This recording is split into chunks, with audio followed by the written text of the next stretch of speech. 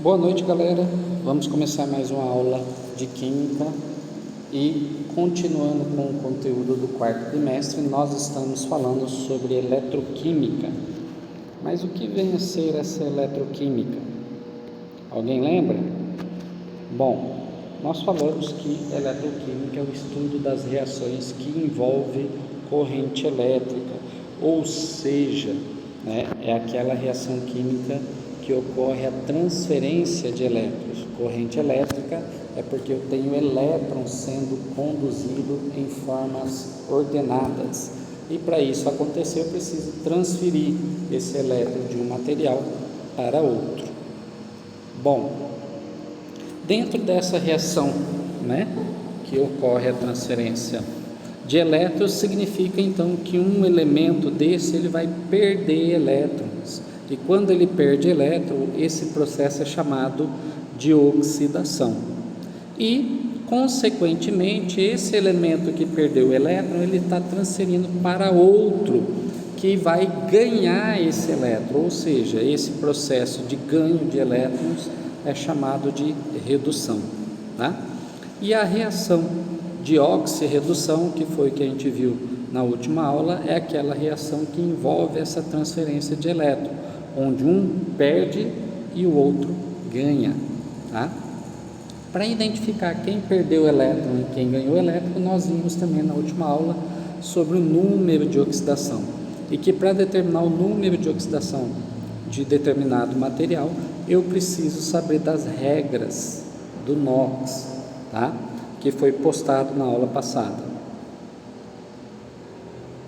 Bom, qual que é o objetivo então de estudar essa reação de oxirredução, essa eletroquímica? Simplesmente porque, através desse estudo, foi permitido construir pilhas, baterias, ou seja, materiais que gerassem energia elétrica, para uma finalidade única que a gente quisesse. No caso, a gente usa pilha para ligar relógio, bateria para ligar celular, carro. Então, o estudo da eletroquímica nos fornece, evidências para construir baterias e pilhas melhores, ou para ser mais duráveis. Então, é nesse sentido que a gente utiliza. Bom, e aí a primeira pilha produzida ou proposta foi por Daniel. O que ele fez? Daniel fez um pequeno experimento, e nesse experimento está sendo demonstrado nessas fotos. Então ele pegou uma plaquinha de zinco, que parece alumínio, colocou num becker com uma solução de sulfato de cobre, que é azul, e ele percebeu que depois de um tempo essa placa de zinco ela estava sofrendo oxidação, ou seja, ela estava perdendo elétron, e esse elétron ele estava sendo transferido para o zinco. Então, inicialmente eu só tinha ali a solução aquosa, de sulfato de cobre. Depois de um determinado tempo, essa solução de sulfato de cobre ela foi diminuindo e foi aparecendo a de sulfato de zinco, E no final houve-se depósito de cobre na placa de zinco, coisa que não acontecia no início, E a solução passou a ter sulfato de zinco. Bom, essa pilha ela pode ser representada dessa seguinte forma. Então eu tenho aqui o zinco, o sulfato de cobre, o cobre e o zinco, O que acontece nessa situação? Então, na forma iônica eu tenho o zinco, no estado sólido, substância simples, estado sólido, o número de oxidação é 0. O cobre, aqui no sulfato de cobre, ele tem carga positiva mais 2. Por quê? Então, CuSO4. O que nós falamos? O oxigênio tem número de oxidação 2,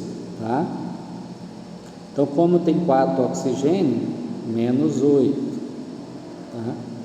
Lembrando que a soma das cargas da regra do NOx tem que dar 0. Então, eu tenho só no oxigênio carga menos 8.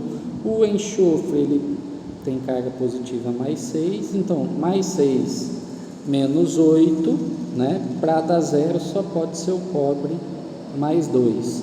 Então, eu estou seguindo a regra do número de oxidação que eu passei na aula passada. Identifico que o cobre tem carga mais 2. Bom, professor, então, inicialmente o zinco é 0 e o cobre é mais 2. O que aconteceu? Os elétrons do zinco passou para o cobre. E o cobre que tinha uma deficiência de 2 elétrons passou a ser o cobre metálico. Porém, quando o zinco passou os seus elétrons para o cobre, quem ficou com deficiência de elétrons? O zinco. Então, na prática, na pilha eu estou transferindo o elétron do zinco para o cobre, tá? Então, Daniel ele percebeu que estes elétrons ele poderia ser transferido do zinco para o cobre, formando assim um fio condutor, né? Esse fio condutor movimenta os elétrons, ou seja, então produz uma corrente elétrica. E aí ele passou a utilizar essa corrente elétrica para outros fins, tá? Então, basicamente, ele fez esse tipo de situação aqui. Ele montou uma pilha, tá? Onde ele tem aqui uma chapa de metal de zinco, uma solução aqui de sal de zinco, tá? E essa parte aqui ela é separada por uma porcelana porosa, tá? Que é essa parte aqui, que é uma membrana para evitar o contato direto. Na outra parte ele colocou uma placa de cobre, tá? Uma solução de cobre, tá? E depois ele interligou. Bom, o que acontece? Então eu tenho aqui duas cubas, né? 2 potinhos separados. Essa aqui é chamada de meia célula do zinco e essa de meia célula do cobre. Então, o que vai acontecer? Vai ocorrer a transferência de elétron. O que nós falamos? O zinco sofre oxidação. Então, o elétron vai sair do zinco, ele sai do zinco e vem para o cobre, tá? Então, quando ele faz isso aqui unindo pelo fio, ele colocou um multímetro ali, ele viu que gerou uma corrente elétrica. Bom, no desenho é basicamente isso que a gente vai ver, tá? Só que, o que a gente tem agora? Uma ponte salina. O que seria essa ponte salina? Se ele não tivesse essa ponte salina, a bateria não iria durar, né? A transferência de elétron era muito rápida e já acabava. Então, para durar, ele ligou uma ponte salina. Nessa ponte salina, tá? Ele colocou uma solução de sal, onde tem ânions de zinco e cátions de cobre, fazendo com que mantenha o equilíbrio e assim a reposição desses ânions, né, na solução de zinco e desses cátions na solução de cobre, permitindo assim a durabilidade da pilha. Ou seja, se uma pilha não tiver ponte salina, o que acontece? Ela não funciona, tá? Bom, então como que funciona aqui a nossa reação? Ó, o zinco doa elétron, o elétron está saindo da placa de zinco, né? Está indo para o cobre, tá? E a reposição do cobre aqui é feita pelo cátion, que entra aqui na solução e vem para a placa novamente, e do zinco que vai para a solução, tá? Então, à medida que a reação vai ocorrendo, é isso aqui que a gente observa na reação. Então, o eletrodo de zinco, ele vai se desgastando com o tempo, né? Porque ele está perdendo elétron, ele está oxidando, ou seja, ele está corroendo, tá? E o eletrodo de cobre terá sua massa expandida, aumentada, porque está saindo elétron do zinco e está indo para o cobre, ou seja, ele está concentrando elétrons, massa, no lado do cobre, tá bom? E a solução de sulfato de zinco, ela vai ficando mais concentrada, porque o material de zinco aqui, né, onde foi perdendo massa o zinco, ele vai indo para a solução, tá? E o sulfato de cobre fica mais diluído, ele perde o cobre, porque esse cobre, ele vai, em função do elétron que ele está recebendo, ele vai se concentrando na placa de cobre.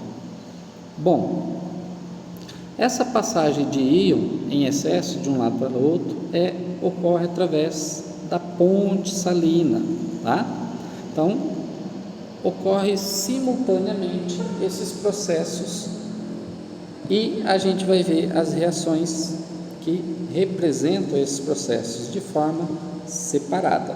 Então, no caso do zinco, eu tenho o zinco metálico, lembrando que o número de oxidação é 0, né? Ele passa a perder 2 elétrons, zinco mais 2, tá? Então, 2 elétrons. Isso é se ele perde elétron, oxidação. Então, na célula do zinco é chamado de semi-reação de oxidação.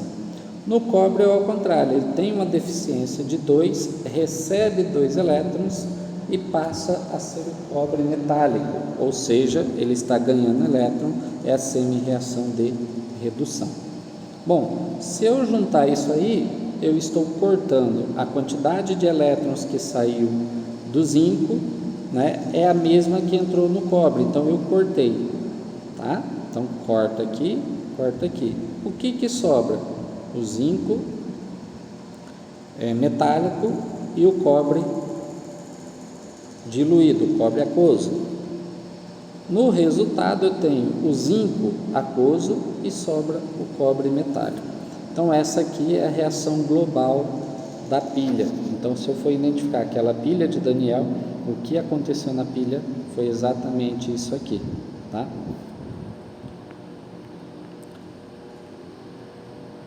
Então, como é que eu vou representar essa pilha? Então, convencionou representar a pilha da seguinte forma. Então, no primeiro lado, eu vou colocar o eletrodo, tá? O lado que sofre oxidação. Então, eu coloco Zn, tá? Barra Zn mais 2, porque oxidação aqui era 0, perdeu 2 elétrons. Indico depois com 2 barras. Por que 2 barras? Porque essas 2 barras identificam a ponte salina, tá? E do outro lado eu demonstro a reação onde está ganhando elétron, ou seja, eu começo com o cobre, né, com deficiência de elétrons, barra ele no estado sólido sem deficiência de elétrons, tá? Então isso aqui nada mais a pilha de Daniel demonstrado, tá? Através de um esquema geral. Então toda vez que você vê isso aqui, você está representando uma pilha, tá? Lembrando que essa pilha, ela é representada primeiro por quem oxidou, oxida, tá? E depois por quem reduz, redução, tá bom?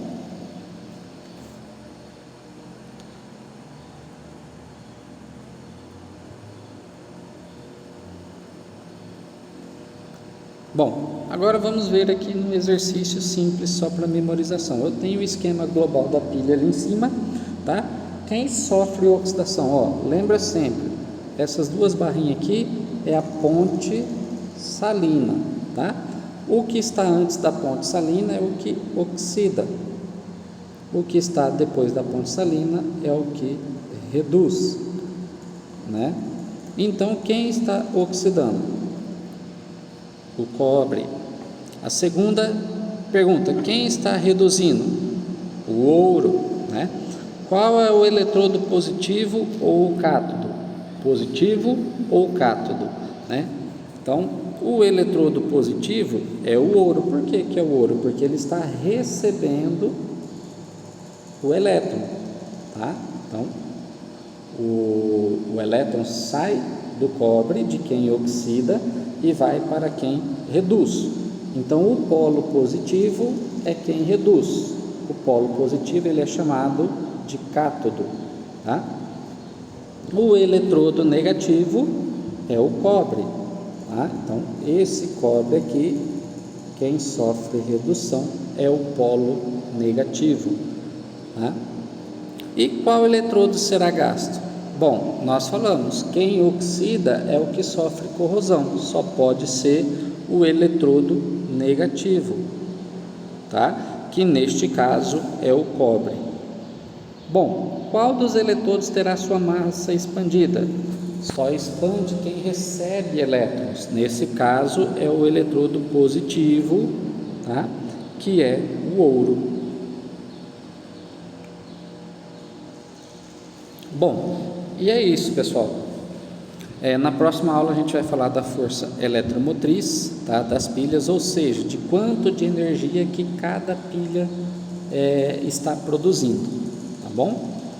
E qualquer dúvida é só me procurar no PV. Grande abraço e até a próxima aula.